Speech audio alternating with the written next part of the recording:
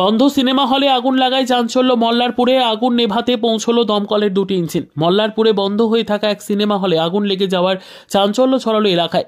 ঘটনার খবর পেয়ে ঘটনাস্থলে ছুটে আসে মল্লারপুরের বিশাল পুলিশ বাহিনী সহ দমকলের দুটি ইঞ্জিন। তবে কিভাবেই বা এই অগ্নিসংযোগ হলো বা কিভাবে ক্ষণিকের মধ্যে আগুন ছড়িয়ে পড়লো সে বিষয়ে তদন্ত শুরু করেছে মল্লারপুর থানার পুলিশ। জানা যায়, বেশ কয়েক বছর থেকে মল্লারপুরের বুকে বন্ধ হয়েছিল এই সিনেমা হলটি। আর বন্ধ সিনেমা হলেই ছড়িয়ে ছিটিয়ে পড়েছিল সিনেমা হলের কাঠের চেয়ার বেঞ্চ, আর তাতেই আগুন লেগে ক্ষণিকের মধ্যে ছড়িয়ে পড়ে গোটা সিনেমা হলে। ঘটনার খবর পেয়ে তড়িঘড়ি ছুটে আসে মল্লারপুরের বিশাল পুলিশ বাহিনী। স্থানীয় সূত্রে জানা যায়, রবিবার আনুমানিক 1:45 নাগাদ এই আগুন লাগার ঘটনা ঘটে। আর তার কিছুক্ষণের মধ্যেই ঘটনাস্থলে ছুটে আসে দমকলের দুটি ইঞ্জিন। কিভাবে লাগলো? আমি নেতাজি মোড়ে দাঁড়িয়েছিলাম 12:50 নাগাদ। চিৎকার চেঁচামেচি হচ্ছে যে আগুন লেগেছে ধরে এলাম সিনেমালে আগুন লেগেছে, উপরে সব কিছু পুড়ে গিয়েছে। হ্যাঁ, উপরে তখন আগুন জ্বলছে। কিভাবে লাগলো বলা যাচ্ছে না, কখন লেগেছে তাও বলতে পারা যাচ্ছে না।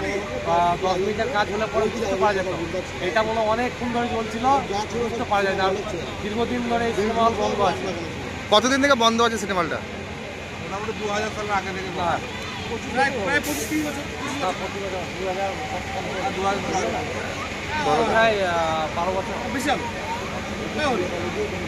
কি ছিল এখন আপাতত এটা কি পরিত্যক্ত অবস্থায় পড়েছিল না কিছু? হ্যাঁ, পরিত্যক্ত অবস্থায় পড়েছিল। আর এখানে অনেক ব্যবসাদার আছে, কাঠ এগুলো রাখতো। ভিতরে সেরকম ছিল না, আগেকার চেয়ার বেঞ্চ এগুলো ছিল।